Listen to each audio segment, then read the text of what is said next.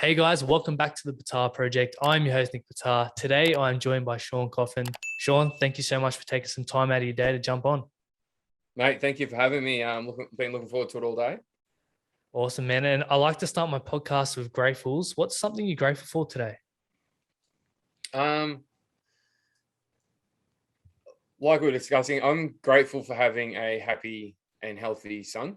I think it's, whether it's luck or just from doing stuff right, my son is very healthy, touch wood, he stays there. And I'm grateful for that and having a roof over his head. And from any tough time that I've had with him over the last 9 months, I remember being in the room across from me and just sitting there maybe 3 o'clock in the morning, feeding him or cuddling him, and just thinking how grateful I am that he's healthy, he's got fed, and he's in a warm, safe environment. It's those moments you treasure, because once they grow up definitely. and they leave. Oh, no, definitely. And it puts everything in perspective. It's a great question. And yeah, I take my time out of my day to try and be grateful for something. And just if I get into a shit headspace, it is a good go-to is to go, right, just breathe. Think of in this moment, what are you grateful for? And yeah, it's been regular in the last 9 months. And for people who don't know who you are, who is Sean Coffin and what do you do? So I run a page group called the Modern Bloke. And I guess for me personally, 37 years old, engaged with a son, just an average bloke from Melbourne, played footy, like beer, like my food, try to like my fitness and stuff. Pretty just kind of average, I guess. And through that, I've suffered from mental health issues, but then also just life issues. Not necessarily all dramatically bad, but ones that I think everyone goes through and don't talk about enough. And from that, I started the Modern Bloke, which is both talking about mental health and also talking about the cultural aspects of, say, blokes culture and how that impacts our mental health, and then how we can kind of like evolve it moving forward. So it becomes a better society and we're all a bit happier. And before we jump into the Modern Bloke, you mentioned, there's life experiences and mental health. You want to kind of touch on that a bit more? Yeah, so the life experiences are good and bad. Things like suffering from domestic violence in relationships, going through bad breakups, being the perpetrator of like just being an asshole in bad relationships and causing the breakups as well. Good stuff of traveling, doing university, but then also understanding the stress and the issues that come from that. And gone through divorce, which wasn't great. It was pretty bad. Bullying when I was younger. And from that as well, gone through, in my late teens, gone through depression. And that's something that I'll regularly suffer from, depressive episodes throughout my life. And suffer from social anxiety, which is weird for someone who's then got to see me face to a public profile that does podcasts. But yeah, so depression, anxiety is something that I've suffered from regularly, and just, I guess, been very open about it with that, and which has then led to more people being aware of it and talking about it with me. That's awesome. And I can relate to the social anxiety. And it's weird that people look at us who struggle with social anxiety, and me being naturally introverted, and they're like, how the hell do you have a podcast? Like, how do you put yourself out there? And it's like, man, if you knew me 2 years ago, like, I would not be talking to you. I would be shitting bricks, having like new conversations and putting myself out there. But from what I've learned about anxiety and all that stuff, ultimately it's just fear, and it's a sign of something that you need to head towards and something you need to face. And once you face that and continue to face that and put in the repetitions, you grow so much confidence off the back of that. And for me, being 2 years into this journey, like, I've grown so much as an individual, and it's been amazing. And that's why I do this, to be able to inspire others that do struggle with anxiety or introverts, and they let that hold them back. For me, I want to be a living proof that you don't have to do that. You don't have to let that be your identity and, hold you back in life. No, that's great. My social anxiety was I'm extroverted, and like I love my time alone. I really love my time alone, but happy to be, I love talking and going out and spending time with friends. And that's where having social anxiety does confuse people on probably other spectrum of what you're talking about. And mine was it's irrational because, I get anxiety and fear of going into social settings, but I know it's irrational. And I have to remind myself, and it just because I understand that, with anxiety, just because I understand it once doesn't mean that, oh, cool, it's fixed. I know that every time I go to a social setting, I'm going to be anxious. I just need to kind of pump myself up or remind myself it's all in my head. And then, 5 minutes. What happened last time? 5 minutes into it, I'm having fun. So It's always the way you build up all this fear, and then once you actually jump into it, you're totally fine. And then after, you're like, why the hell did I do this to myself? yeah, yep. And just it's going to be a replay. It's going to happen over and over again. And for you, like, what are your kind of symptoms around social anxiety? Like for me, I would get like really sick and fatigued and like sweaty palms and just all this fear built up. Like, what was it like for you? Yeah, I get very much like, sweaty palms, just depending on the level of where I'm going, a lot of very sweaty, but massive like heart palpitations. And just kind of like I feel numb. Like I'll just be like, I don't want to move, I don't really want to go, and just catastrophizing in my head. But my physical symptoms very much that kind of like heart beating really, really fast, and almost like an out of body experience sometimes. So like I'm kind of like watching myself, or just kind of like not being myself, but just thinking more just in my head about everything and analyzing everything, and everything's got a little bit of like slow motion before.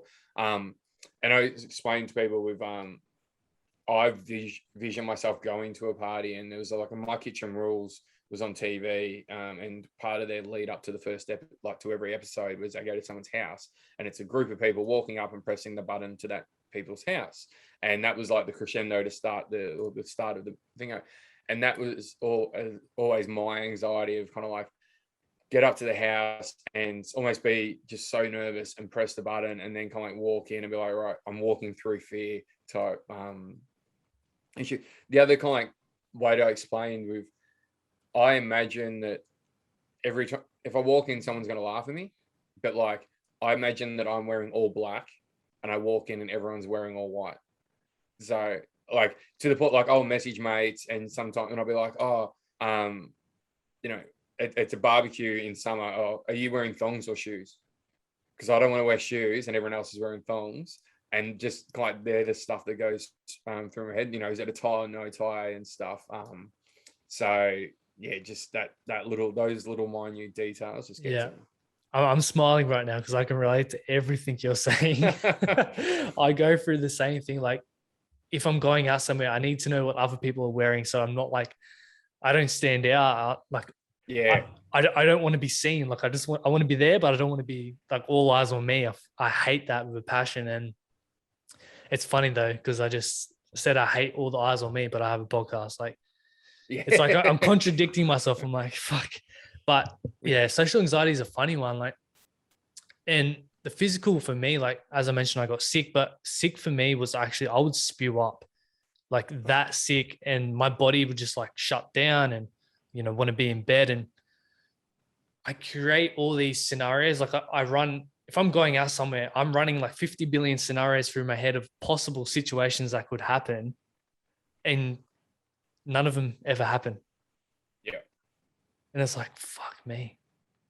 Honestly. Welcome. Yeah, I get it. What are some of your coping mechanisms for it? Like, what do you put in place?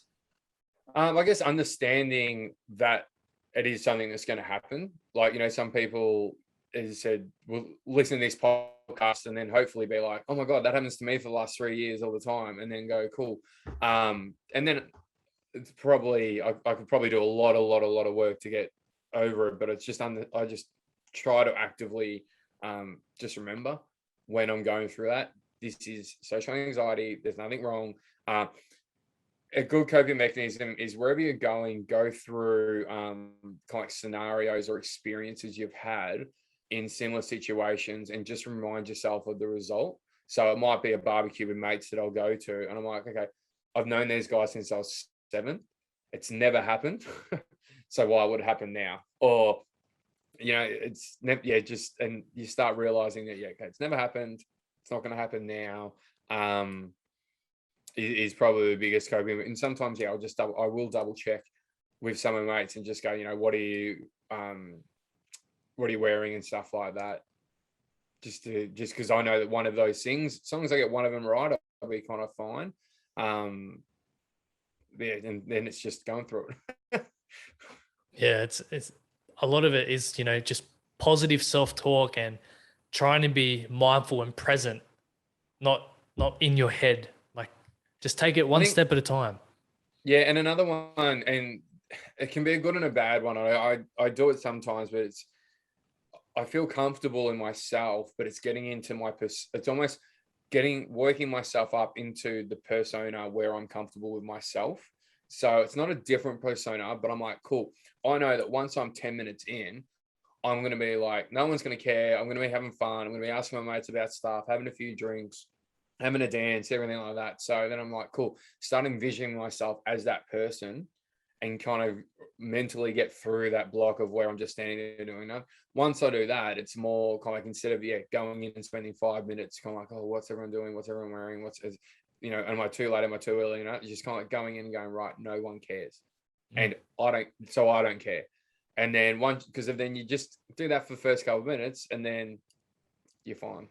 Yeah, exactly. And it's funny, around anxiety, I didn't realize how common it was. Like, I put up a poll on my page and like I had 95% of people say that they struggle or experience anxiety. I was like, wow, like for so many years I thought it was like just me, but man, so many people. It can be common, and this is the funny thing is I didn't necessarily think that I was the only one, but my fiance is totally opposite. She could not give a fuck. Like, just doesn't register for her. And that did my head in. I'm like, how could you not even think? She goes, and she was like, we had this discussion about it. She's like, I've never thought those thoughts. And I'm like, what? I'm like, I thought everyone, I thought everyone thought the thoughts. And I guess these discussions around mental health is that everyone has an issue and it has a severity to it. So some people will be anxious about different things. Others won't be anxious at all. Others will be a little bit anxious. And they're the common chats that we need to have. Common discussions around that stigma of people have mental health, and it's going to be good and bad. And the bad is just going to be what they have compared to mental illness. So if it's like, so I'll go through depressive episodes. It's like, cool. Sometimes it'll last a couple of days. Sometimes it'll last a week, but it's kind of, if it gets to 2 weeks, that's when it, maybe it becomes mental illness and you see a psychologist for it. And that's on a different level of a different discussion. And if we don't have those discussions, we don't know and break the stigma where there's a difference between saying this is making me anxious or I suffer from social anxiety to then I suffer from a mental illness associative, anxiety disorder where I'm always anxious all the time.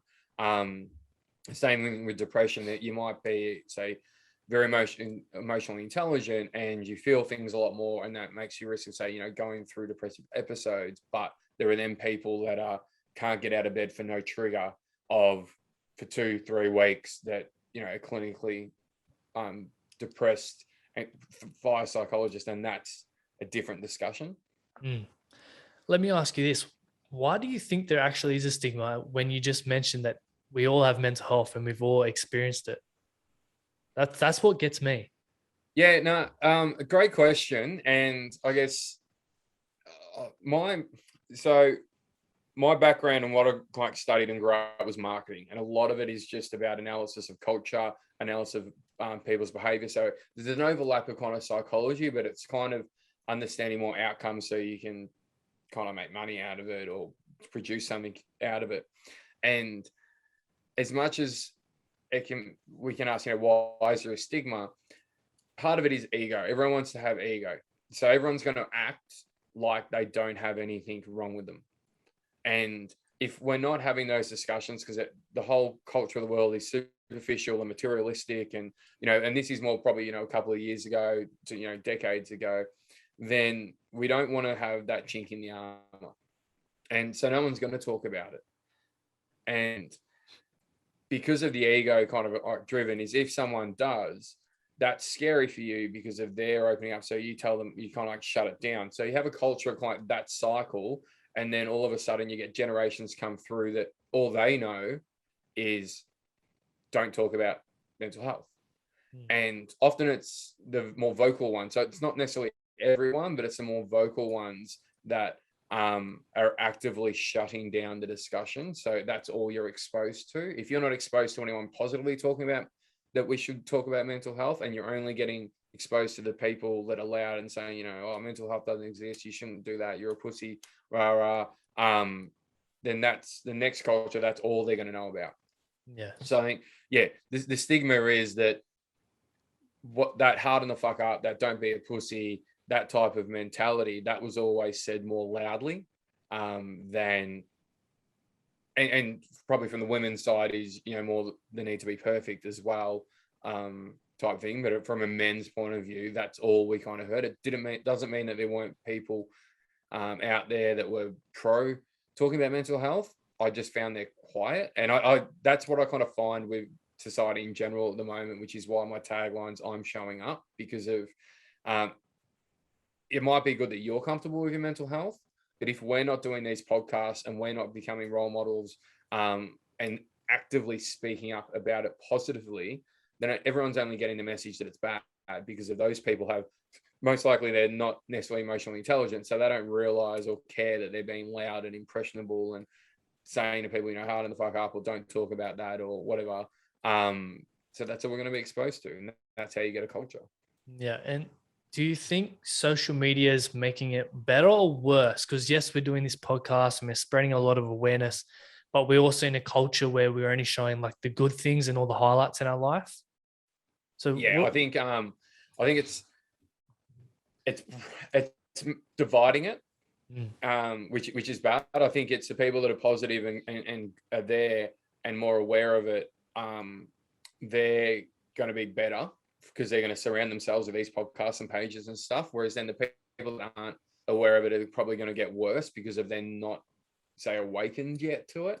I do think, and I saw it on one of your other podcasts about the impact, and this is where I look at saying in culture, is there's a gap at the moment. We're getting there. We're having the discussions. At least we're at a stage in the timeline where we're having the discussions, but there's a massive gap between what we say and what we do. Right? Danny Frawley, a classic example. Valet Danny Frawley, mental health. It's okay not to be okay. Anyone speak up. Also, Archie Perkins said that, when he was recruited, he'd prefer to go to a Victorian club. All you get is just vitriol on Facebook. What a sook. Oh, he's a mummy's boy. Oh, harden the fuck up. Oh, you're going to be on this money. What's he complaining about? Rah, rah. So there's a massive gap there between the actions and like what we're saying. That's social media. The next level I see, which we should all be wanting to do, is reducing that and kind of like calling people out, not in a harsh way. We can get to the problem where you're like, mate, don't say that, you're a fuckhead.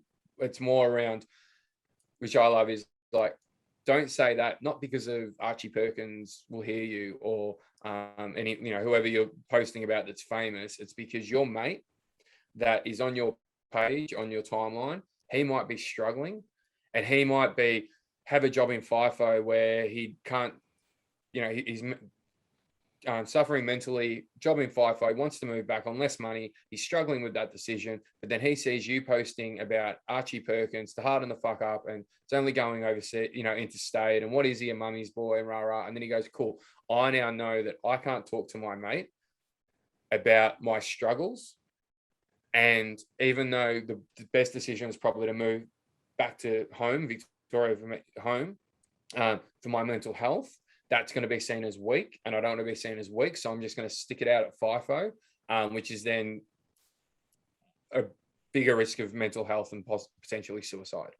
So that's where I think social media is at, and why we need to change our actions and cultures. And stop looking externally and overarching about mental health, but look at it individually. How do I interact? What can I do? And is this going to be positive or negative to both my values and kind of what I'm saying? That's a great point you made about someone commenting and then their friends circle seeing that and feeling not safe now. And it just comes down to actions speak louder than the words. Like when, NRL, AFL had to relocate, people were posting when Are You Okay Day happened, people were posting, Are you okay? And advocating for mental health. And then you'd see them comment on like a sporting post saying, oh, as you mentioned, stop sucking, you're a pussy, you're getting paid all this money, like why are you complaining? Like they're really contradicting themselves. And as you said, if their friends see that, then they're like, okay, well, I can't talk to them about that. Yeah. And it's just that changing the culture of that negativity and having with the modern bloke, that's what a lot of my discussions are about, is the internal of, we can all be reactionary, and a lot of that, especially social media, is reactionary because of it's like, this is either something funny to say, or this is just me kind of like almost projecting because I'm jealous that they're getting paid money. So, that tall poppy syndrome, there's a lot of reasons why people do it. It's anonymous type thing. But what I want people to look at is go, is that who I am? Because that is who you are on social media. And how does that impact my friends?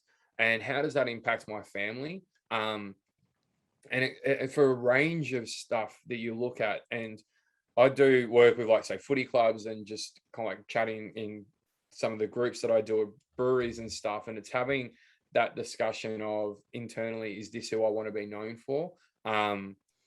Whether it's, another example is a football player that came out as gay, and you see people commenting about it negatively, and you're just like, how does that then make the bloke in the footy club that might be struggling with his sexual identity feel, when he's the one that could be protecting you from getting tackled and breaking your arm or kicking the winning goal in the grand final, type thing? But is it really that? And that's, I think, give credit to people.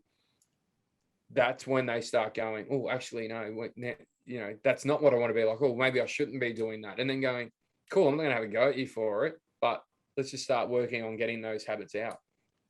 Exactly. We just got to respect each other. Yeah. That's all it is. And we'll take a few steps back. You mentioned domestic violence. So you on the receiving end of that? Yeah. So through two of my relationships with it, and I guess it gives me empathy for both domestic violence survivors as well. But I guess where you can get some pushback from guys in society because of the experiences that they feel, where like I wasn't believed, it was laughed at, all the typical things that just weren't there from respect. And yeah, it was mentally hard. It was, a lot of mental issues. And I think especially with guys with the mental impact is also quite hard because of we're not supposed to be quite mentally controlled like that. But yeah, it was a bit of experience. And I love that you're speaking about it, because it's always spoken about, the women that are in domestic violence relationships, but it's never spoken about the men. It's just like pushed aside.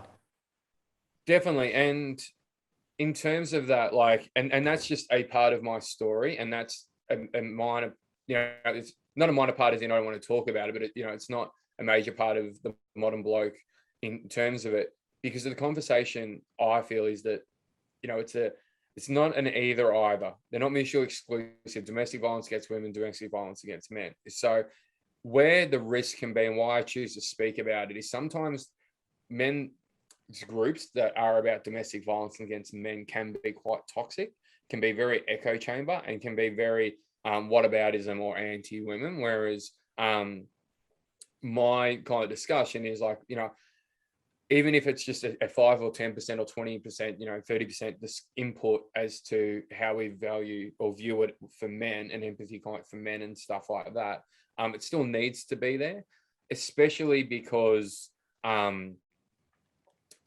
without thinking about men can be surviving. As I said, even if it's 10-20% of our thoughts or our discussions, then people don't realize that, one, it's happening.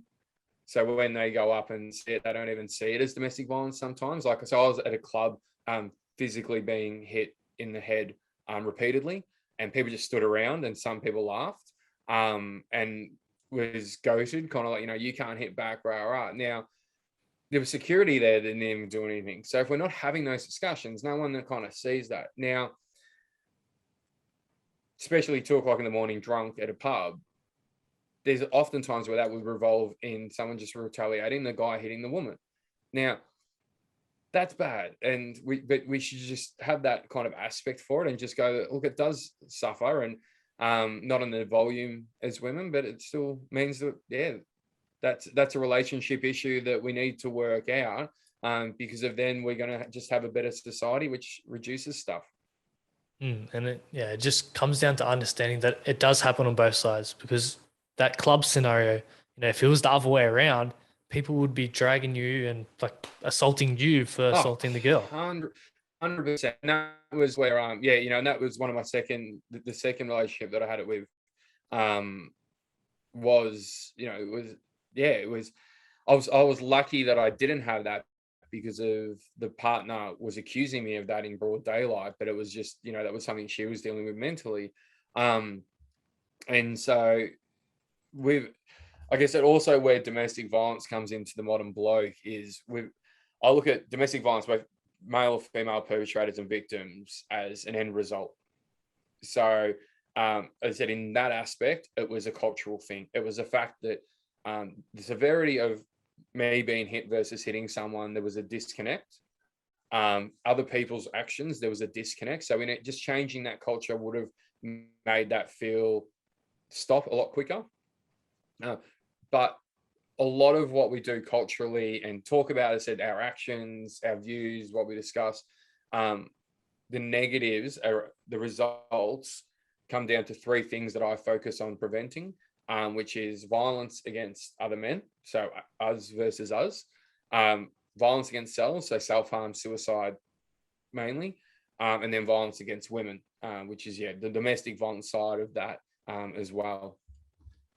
I love that. And we'll jump into the modern bloke. How did it all come about, and what made you want to start it? Mainly through, I guess, having overanalyzing everything. I've overanalyzed like men's issues, so not necessarily men's rights, but just men's issues, and having those discussions over probably a decade and a half since I was at university, and just understanding that whilst what we do to support men in society isn't necessarily wrong, I think it could be improved. And from talking about my mental health issues, from talking about just kind of like domestic, as I said, suffering from domestic violence, people then would message me in private and be like, oh, I've had the same thing and I didn't know what to do about it. And,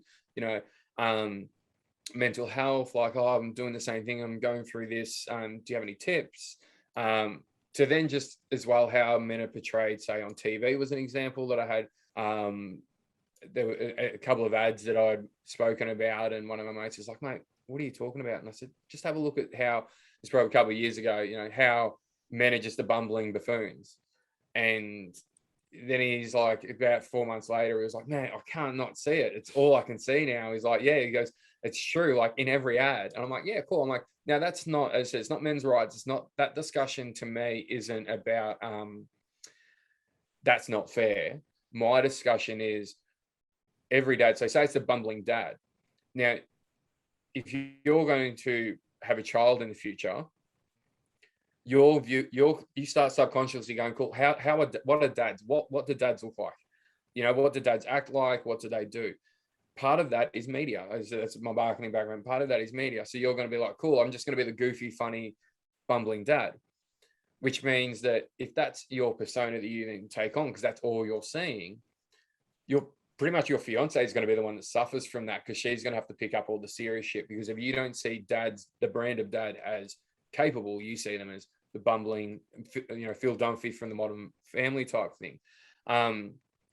So through that, people just started quite resonating. I had a lot of stuff on my mind and I just wanted to get out. And then I met my fiance, and it actually came around just after International Women's Day, and it was all the events. And, it's obviously a discussion that happens in society around, International Men's Day and all that stuff as well at the time. And one of the things that I guess was different was she's a very successful and capable woman.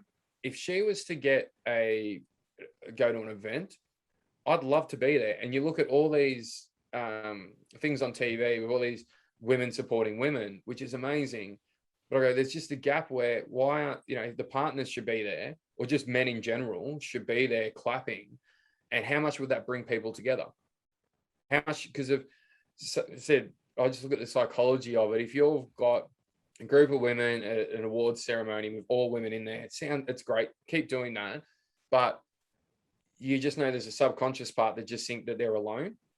Whereas if they're being supported, and then on the tables in the back, whatever it is, are the men going, we agree, you're awesome, like, well done, like, we support you, then all of a sudden it just reduces the divide. And I thought that, that's what I want the new generation of guys to be, or what I think we should be. Let's open the discussion. And my fiance said, well, why don't you start a page and chuck it on? And knowing that then, that then hopefully helps people feel comfortable talking about their mental health, because you've just got an everyday guy talking about it. That is awesome. That's really good, man. And do you see, I guess, an ego battle when there's a female who's successful and their partner may not be as successful? Like, there's the ego thing, like they pull back and they don't really want to support because their ego is a bit hurt? There is. And I guess it goes back to what you were saying, how, like, you don't understand the stigma. And a lot of people do, like, rhetorical questions about that. Whereas to me, it's, because I analyze culture over generations a lot, to me, it's plain as day why that would happen. So it's not kind of like when it's, I don't, even a couple of years ago, so when it started a bit more, and there was often met with condescension. If a guy's got an issue with his partner out earning him, and it's like, oh, fragile male ego, oh, right. It's like, but we just need to understand it's a social shift. Social shift. And we've grown up, or that guy's grown up, generationally, that's his value. And so all of a sudden he's losing his value. And that's going to shatter everyone, like that. It's understandable. It's not fragile. It's a contradiction that we tell people to be men to be more open. Yet when they actually are dealing with their battles, we then condescend them. It's just going to make a guy shut up and go, well, F you. And then on the other side, I know taking paternity leave, that my fiance, and I've heard of others, where women are going into the workforce earlier, where they feel guilt around not being the carer and not being at home. So they're both exactly the same. But we don't, often it's a support and empathy for the woman, like, oh, I know you feel guilty leaving your child at home, a child carer with the dad, but, which is understandable because of their value has been on the carer. But let's have the same empathy and understanding to the guy and go, cool, but your value is not just on providing. And I think a lot of guys, society is, what can you provide for the family? And historically, especially the last, 50, 60 years, it's been money. It's been the job. And then whether the woman's lumped with the child caring or the man just doesn't step up because of when he's not empowered to, or he's just, lazy type thing, but then he doesn't know where he's going to be. Like, he's like, cool, I'm not bringing in the money, but I'm also not looking after the kid. What am I doing? Where am I? Like, it's an internal struggle that if we're not supporting emotional intelligence in guys, is going to come out badly, right? That's just, it's going to come as anger, it's going to come as frustration, it's going to come, all different things that are probably negative emotions. So although with culture changing, I might have been, say, 5% 10 years ago, then 20%, 5 years ago. As we move on, it's just going to become the norm. And that's the beauty of society. It's the beauty of these discussions. We just need to understand it's going to take time because we're changing society. We're changing millions of people, millions of different companies, millions of different families, millions of even like historic, like like cultural issues from backgrounds of different cultures in the world. And it's only going to come over through time and conversation, and nice conversations, not condescending conversations. And with the women, that, you know, having the conversations with your partner, and that's the main role, is not listening outside, but going like, is this an issue? And if it's not an issue in the relationship, then it shouldn't be an issue at all, to anyone. The more it becomes common as well, the less you're going to get the ego, because of it's just going to be normal. But I think historically it hasn't been normal, so it makes sense that guys are going to be like, okay, what am I providing to this relationship, as well? So yeah, it makes no sense to be worried about it in theory, but in reality, yeah. And same thing is, if we keep getting the brand, like I call it the brand of man, if we keep getting that, where the men we're putting up on pedestals are uber successful or rich or famous, then that's going to feed into the ego, where guys are feeling inadequate. Yeah, I agree. And it's the same with women too. Like, you go on social media and they have to look a certain way, they have to do a certain thing. And that's why there is so many, I guess, self-image issues and identity issues within society, because what the media pushes out is this perfect person, but there's no such thing as perfect, like perfection. Massive. And men are going to get that even more and more. Like, I think, you know, women talk about it, and that's a great thing of the female culture is, you know, they call it out and they talk about it, but men are getting it more and more. And so many guys is, you know, will do polls, and it's body image issues, it's inadequacy issues. And it's also can be heavily driven from females as well. So it's not just guys, but when we talk about, you know, like I was talking about domestic violence, but like relationship issues, and it's women as well that are like, oh, so-and-so's partner earns more, or why can't you just get a job like so-and-so's partner, or look at their house, why can't you get a better job to do that? Or, you know, especially then, yeah, like if it's, oh, I'm earning this amount of money, you need to lift your weight. So that feeds into it as well. So it's those little comments that really affect us. No, exactly. And then I understand why women can do it. You know, that's the same thing. The culture is, you know, get a man you can provide, and we've still got a lingering part of that in the culture, some more than others. But that, you know, it's still part of it. Exactly. Now, what is a modern bloke? Like, what should a modern bloke look like? What should we keep? What should we get rid of? What should we add to that? What's your take on what a modern bloke should be?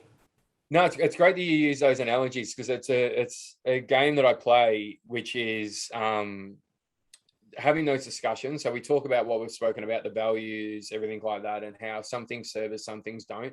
I love using the term evolving men's culture, not changing. Since you say change, it's as though the whole thing's negative. Yeah. But it's about going, well, look, like culture evolves over time. So let's take control and empower ourselves to evolve it. Hence modernize it. So one of the games we play is, what do you want to bring in? What do you want to keep? And what do you want to fuck off? So I think we're hopefully allowing the stage in society where we can say, right, women are supportive. All right, the sisterhood, women are supportive, and they talk about stuff, and they talk about stuff regularly. So let's bring that in.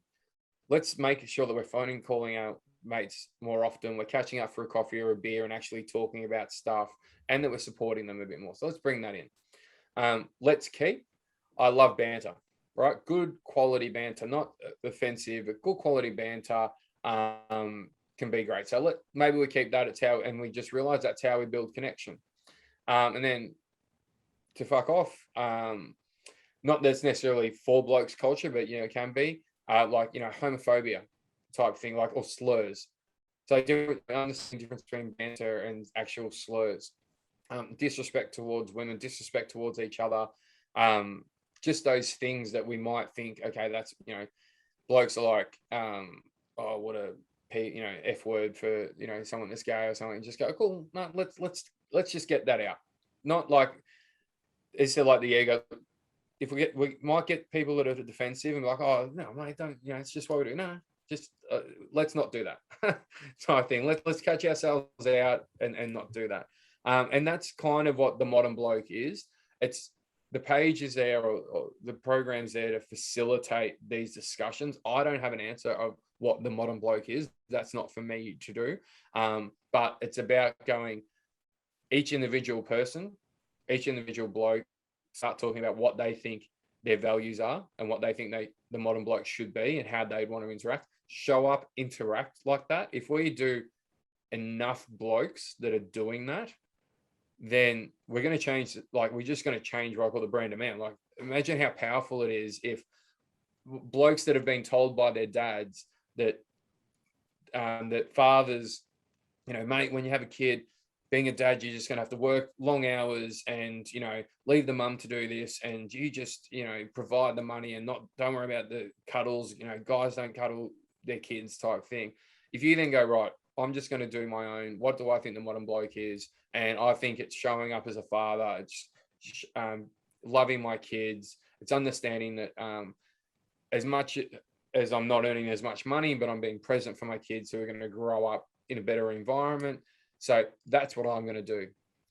The next step is then to outwardly show it and say, right, I'm going to be proud as a new father.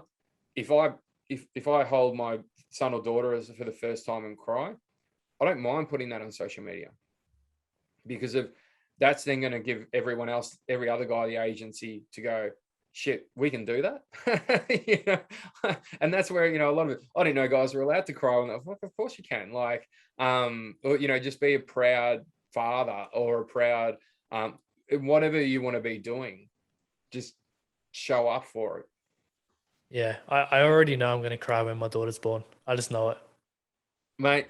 And that's beautiful thing. Like, I dote over my son all the time and post on Instagram, and that's where just, to me, it's a branding thing. It's whatever you think a modern bloke should be, go after it and be that person and show it up as much as you can, even if it's talking about mental health.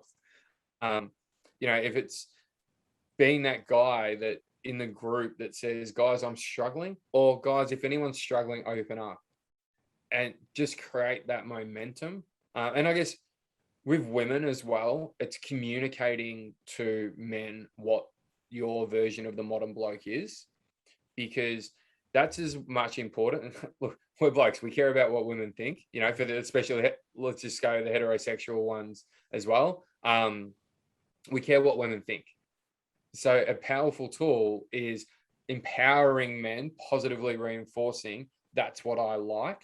And it could be, sharing.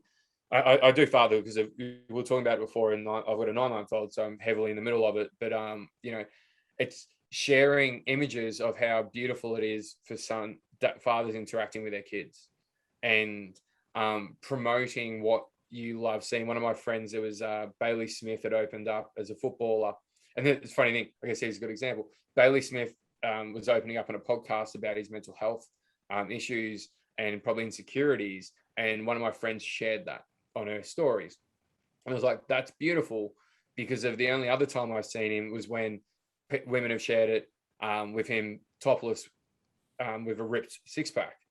And you kind of go, cool, but if you're sharing just the ripped six-pack photos, then guys are going to get body issues, but they're also not going to value being vulnerable. So the more women can show what their modern bloke is and actively, positively show those examples, you start changing the brand of man, and guys will gravitate towards that. A classic example is now when a premiership cup, when they win the premiership, then you see photos with the guys with their partners, when the little babies in the cup now. It's not the old days of filling it with beer and sculling it in the middle of the ground, but they've got their babies in it, or they're carrying their kids through their 50, 100, 300 game banners. Those little things are what we need to be showcasing, because of then you see that, okay, that's the modern bloke. That's what I can go towards. If we're showcasing the shit stuff, then that's what people are going to go towards. Yeah, and it just comes down to conversation and showcasing, and it will create that knock-on effect for other people to be able to act like the modern bloke, and you're able to do it firsthand. But you acting like a modern bloke, your son's gonna grow up seeing that, and then he's gonna model that, and it's just gonna like create like a continuing that knock-on effect. No, 100%. Hopefully everyone does. Like people, yeah, what you're doing is exactly what, your friends are then going to be impacted by it positively.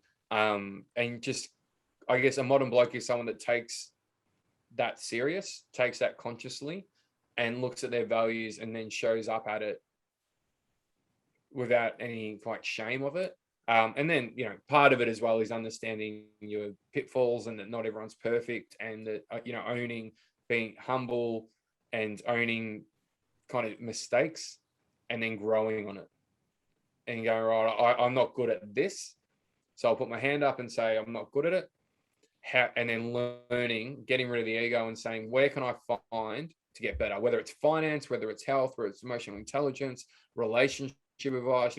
If you sit there and go, cool, I've got a relationship right now with my partner, things aren't that great, I'm probably not that good at communication, I'm going to go and learn about how to be a better communicator. Read the 5 love languages, follow up on stuff about communication, constantly trying to just improve any weaknesses, I guess, you could have.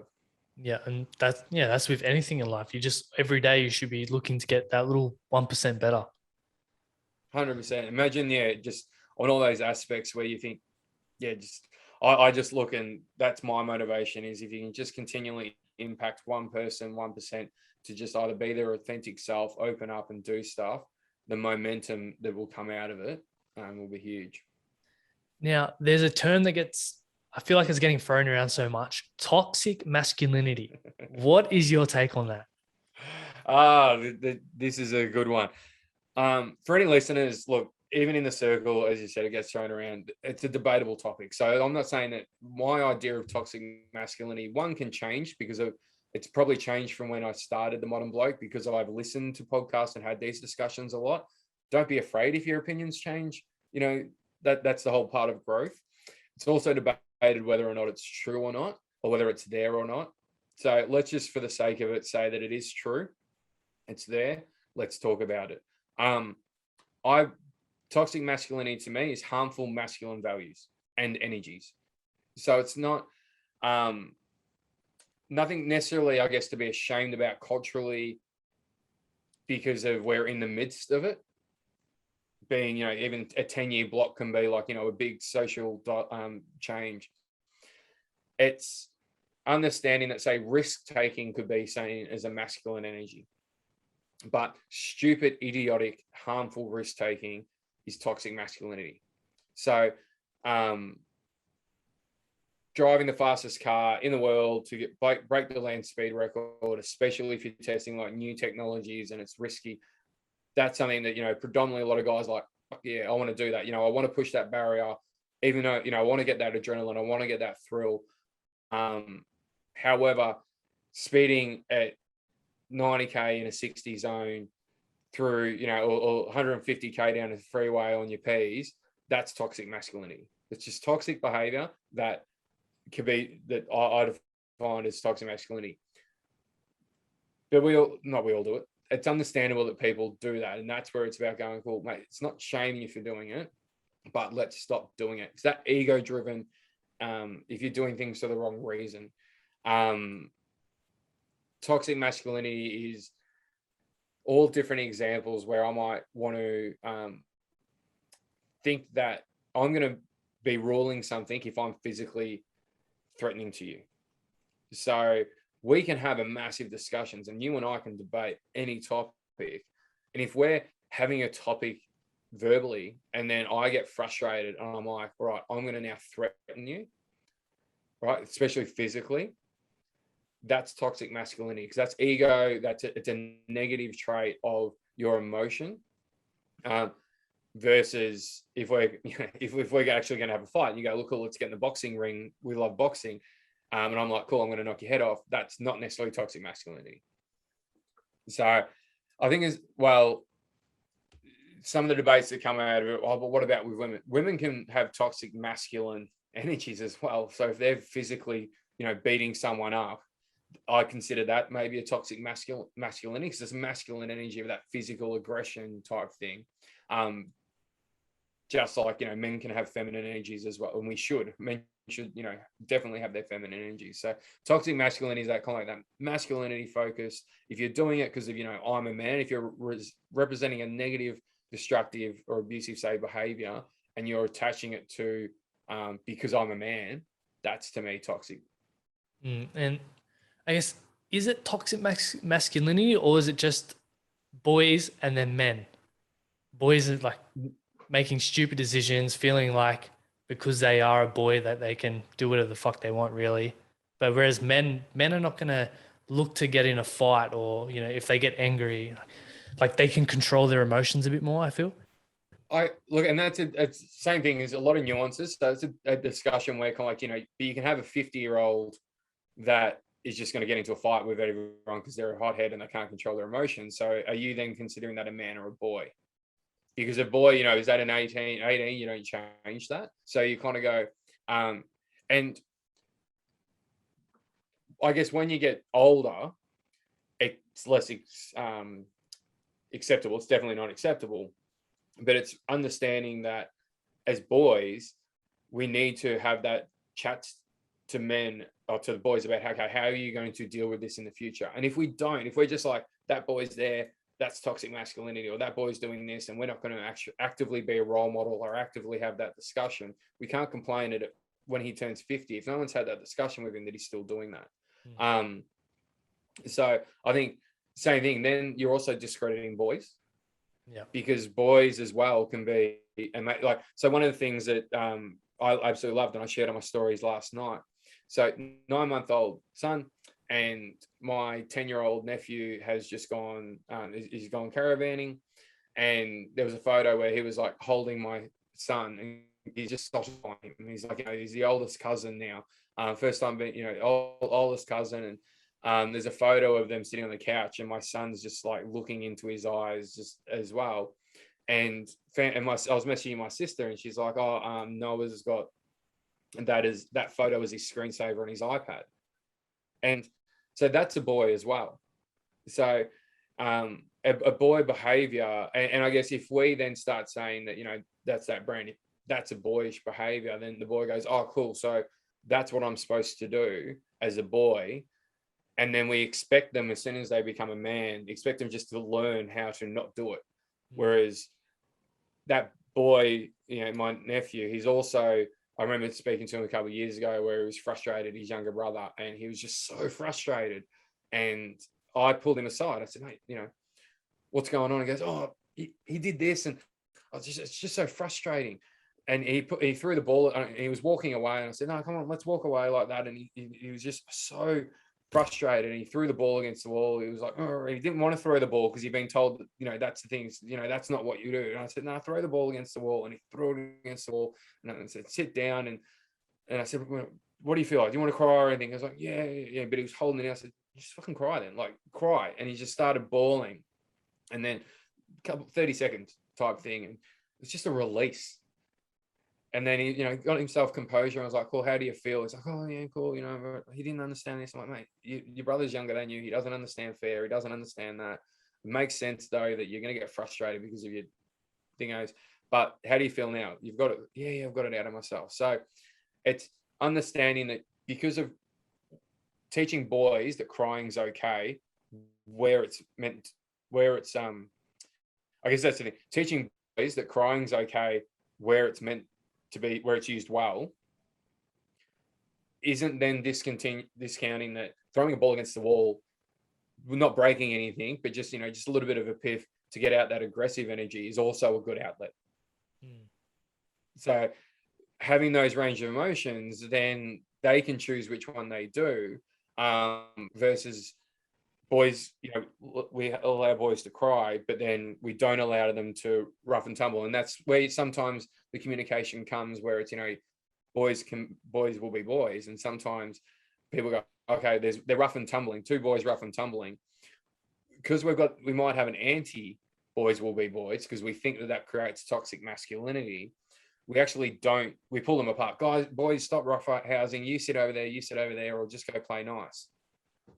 Then what we're actually doing is we're not giving them the tools and mechanisms as boys to then, when they become adolescents, to then handle confrontation or their physical strength. And that's one of the ones that we learn as boys by roughhousing, and especially older younger brothers or older younger mates or stronger mates and stuff, and dads, uncles as well, older cousins. You roughhouse, you want to, it's a Simba and his dad type thing. You roughhouse, and then I still remember my uncle was a policeman, and I was roughhousing him when I was about 7 or 8, and then all of a sudden I got a little bit too serious. Bang, he pinned me to the ground, and I literally couldn't move. And that still sticks in my head of going, cool, I am not as strong as I think. Other people may be stronger, and I need to know my limits. Then with roughhousing, okay, cool, rough around. Someone said that they didn't want to play. Guys, we stop. Why are we not just stop? Why are we stopping? Well, the younger one said that, he didn't want to play because he's now sore, or it's gone too far. As soon as he says stop, you stop. Right? If he wants to rough around tomorrow or later on today, or if he, wants to do that, that's fine. But he's now said stop. It's no longer fun. Now we're teaching consent type thing. So it's that's kind of, when we do that, we then get a more well-adjusted men if we're actually engaging with boys and bringing them up and having those discussions, rather than, well, we think you shouldn't do this, so we just expect the boys are going to learn it. Well, they're not unless we raise them that way. Yeah, I'm loving this chat, because growing up, they say boys will be boys, and now it's bad to be how we've grown up. All our experiences, and that's all we know, and now it's told to us that it's bad. It's like, and we can't change overnight. And well, that's the two things. So the two things there is we can't change overnight. So you're going to understand that if you're 25, 37, so within our generation and our ages, you're going to have literally a culture of guys that have come through and haven't been brought up. They've just been let loose and gone, cool, boys will be boys. And if one comes crying, don't be a sook. Your brother just hit you a bit harder. Don't be a sook, get back in there. So we've got to unlearn that. We can't do it through shame, but we also need to understand that we're victims of that culture being brought up as well. And then to the generation coming through, it makes sense if people go, oh, boys will be boys was bad in the generation before, so we're just going to eliminate it for this generation. But if that's the wrong way to go about it, because of then, and kind of your generation a bit younger, what you get is boys that have come through wanting to rough and tumble, but what they've been told, as soon as they get into a bit of rough and tumble, they're being told, no, that's toxic masculinity, you're bad. And what we're doing is we're getting generations of guys come through that have been told from when they're younger, and it's what they've seen on TV, it's what they're seeing in newspapers, and what they're seeing in podcasts where people are just saying this is toxic masculinity without any framework around it, and they're carrying that like trauma, saying that because they're not old enough to even understand the nuances. We don't even understand the bloody nuances of that. So they're hearing what your natural reaction to do to rough and tumble with your brother, that's bad. So you're bad. And they're gonna hold that versus, mate, have fun, rough and tumble if you want. However, when one says no, we stop it. Also, just understand that he's a bit stronger than you. To the older brother, he's a bit stronger than you're a bit stronger than him. So just be aware of what you do. I had that, with my mum. I've got an older sister, and that was the thing. I was younger, but I was stronger. So I had to understand that if we were mucking around, that with my strength comes responsibility. And if you shame a guy for being the strength, then you build resentment. It's a negative emotion. But if you're like, cool, guys, domestic violence, we are stronger. We have a responsibility then to not use our strength for domination in a relationship. If you do, that's toxic masculinity. If that kind of makes sense. Yeah, it's all about balance. It's not going too far left, too far right. It's in the middle, and teaching them as you say, consent and teaching them how to deal with their emotions and all that, like all those life experiences about and them learning about themselves. It's just about balance. Yeah. And that's where it's giving them the power to learn and giving them the knowledge and then the power for themselves to go, where are my values growing up? And that way, and I guess it's instead of them say domestic violence or just violence in general, instead of them going, that's where you get the man. They're not thinking, I need to up my social status, so I'm going to have to be more physical than everyone else and be the bully and be the guy that, that's how I communicate. That you go, mate, you're more physical than some people and less physical than others. You can choose what you want to do with that. That's your responsibility, your values. But what are your values? And that's where it's like, do you want to be known as the person that only gets stuff done through physical intimidation? It's like, no, cool. Well, let's not do it. And that's going to get a lot more impact than not giving them those tools. And then when they act out and just know that it's through, they use physical intimidation because they think that that's what men should do. And then you haven't given them tools and you just go, now you're bad. That's wrong. That's toxic masculinity. You're just going to get confusion and anger and resentment again. It's just like, it's a vicious cycle. Exactly. And man, I'm loving this chat. But as we start to wrap up, our last few questions, what does having a better life mean to you? I think it's that improvement.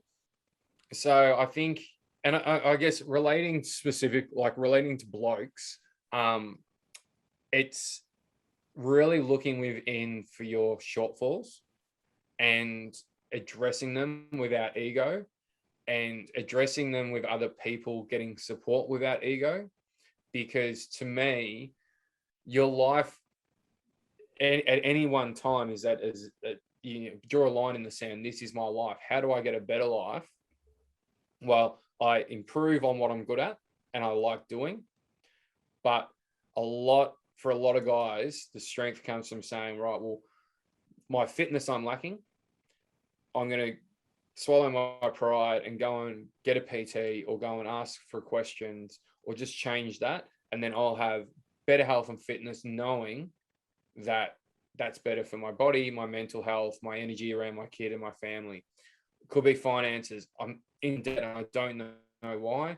So I'm going to get rid of the ego and pretending that I've got no debt or I'm rich or whatever, and just go to a friend and say I'm struggling, who I know is good with money, and just ask for the basics or just search for the basics and then start from point zero and try and get better on some of your negatives.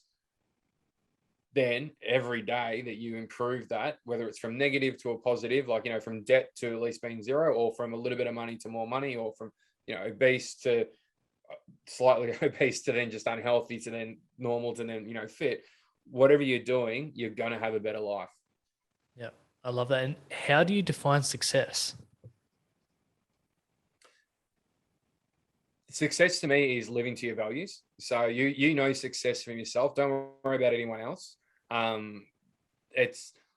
Success is living to your values, and that should be something you're constantly working on. It should be something you communicate with yourself, with your partner, with friends, as well. And if you can sit there and go, right, my actions and my results and my situation in life is in line with my values, that's success. And last question, Sean, when your time's all up and done on this earth, what would you like to be remembered for? First, just being great family and friend. I'm not going to do the ego and be like, helping change men positively in society. That's irrelevant. I just want everyone at the funeral to say he was a good, he was a good father. Hopefully a good husband, meaning that my fiance now is still alive and we're married. We've tried twice to get married. It hasn't worked. So hopefully I'm a good husband to her. And, a good son and a good friend. And just someone that has helped improve people's lives. Awesome. Well, Sean, thank you so much for jumping on the podcast today. I've really enjoyed this chat. No, so thanks for the great questions. It's all good. And for all the people listening, where's the best place to find you on social media? Yeah, so the best is Instagram at the Modern Bloke, and shoot me a message, comment on any of the anything that resonates with you. Message me through the stories. I like sharing a lot of stuff on my stories as well. Some funny, some serious. And I guess as well, the next level from that is support. How to support it is share and tag. The main reason for that, especially around guys, is like what we said of that. It's showing if you're a guy and you resonate with something that you think might be taboo or you're a little bit unsure about, and you share that on your story, because there's another guy that's probably thinking the same, and just him seeing a mate or someone he follows or someone he respects then sharing a post about mental health, for instance, when it's just normal and not mental health day, but just a normal everyday post, he'll go, oh, okay, that's just broken down one part of the stigma. And if he sees 7 guys doing it, or you sharing my thing 7 times, that's then enough for him to take an action. And then he starts seeing more and more, and he starts going, shit, well, maybe the circle I'm in, this is comfortable for me to talk about, for me to share, for me to engage with. So it's not about, algorithms for me. It's about impact for guys in general that then feel comfortable responding. Awesome. And thank you once again. And for all the listeners, if you did get some value out of this podcast, definitely check out Sean and like, share, and subscribe. It really helps me to grow the brand and spread the message. So, and yeah, I hope you guys enjoy it, and we'll see you guys in the next one. Cheers.